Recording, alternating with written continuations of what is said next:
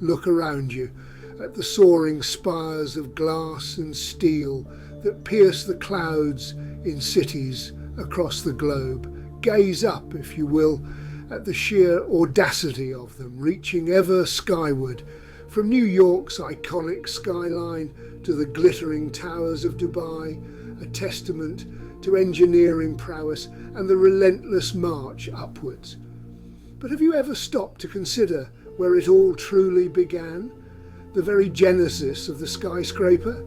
The seed from which these giants grew? For that, my friends, we must journey back to a quiet corner of England, to the town of Shrewsbury. And there we find it, a building that, to the untrained eye, might seem merely a grand old mill. But oh, what a mill it is! Its story begins in 1797, a time of innovation, the burgeoning industrial revolution. The world was being driven forward by steam and iron, and here a visionary engineer named Charles Baige, along with the entrepreneur John Marshall, embarked on a daring project.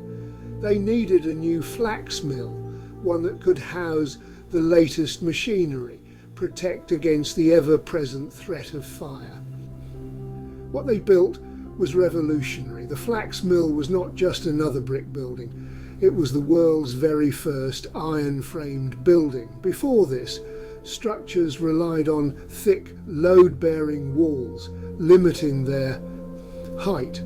But Baige, drawing inspiration from the elegant strength of iron and structures like Telford's Iron Bridge, a few miles further along the River Severn, conceived of a revolutionary skeleton, a framework of cast iron columns and beams.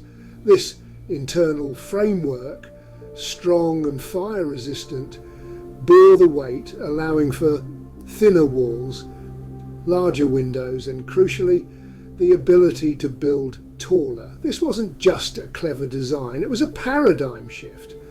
The flax mill maltings, originally the Ditherington Flax Mill, proved that buildings could be constructed with an internal structural frame, freeing the exterior walls from their traditional load-bearing role.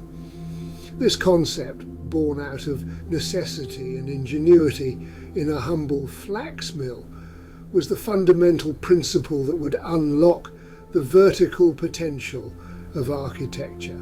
It was here that the blueprint for the modern multi-storey building was laid down. This building has long been a derelict landmark on the road into Shrewsbury Centre.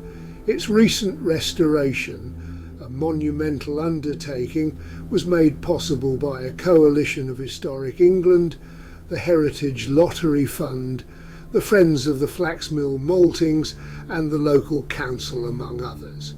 Yet, as one wanders through its impressive ground floor, a subtle truth begins to emerge. This is not quite a typical English heritage site. There's a palpable tension between preservation and practicality, a feeling that commercial necessities have, in places, undeniably shaped and perhaps even slightly diminished the visitor experience. Take, for instance, the independent vegetarian cafe on site. While a welcome amenity, its limited choices can feel a little restrictive, a small reminder of the balancing act required to keep such a vast project viable. One cannot help but imagine what could be. Historically, a canal ran right alongside these buildings, a vital artery for trade and transport. Restoring at least a facsimile of that waterway would profoundly enhance the presentation of the building, connecting it more deeply to its industrial past and offering a more complete picture of its original context. It's a missed opportunity. And then there's the matter of access. This is, after all, the world's first iron-framed building, the precursor to every skyscraper. You'd expect to ascend, to experience the verticality that this innovation unlocked. Yet, despite the presence of lifts, access above the ground floor is largely restricted for the visitor. Only 2 limited guided tours, charged for in addition to the entry fee or English Heritage membership, offer a glimpse of the upper levels. This is frankly deeply disappointing. It profoundly limits the immersive experience of what is a truly remarkable building. The excellent, informative displays on the ground floor are commendable, but they don't quite compensate for the inability to fully explore the very structure that changed architecture forever. So, is it worth visiting? Absolutely. It is a site of immense historical importance, and the efforts to preserve it are laudable. But a quick return? Perhaps not for everyone. It's a place to see, to appreciate its global significance, but we might hope that the future might allow for a more expansive, less constrained exploration of this architectural pioneer.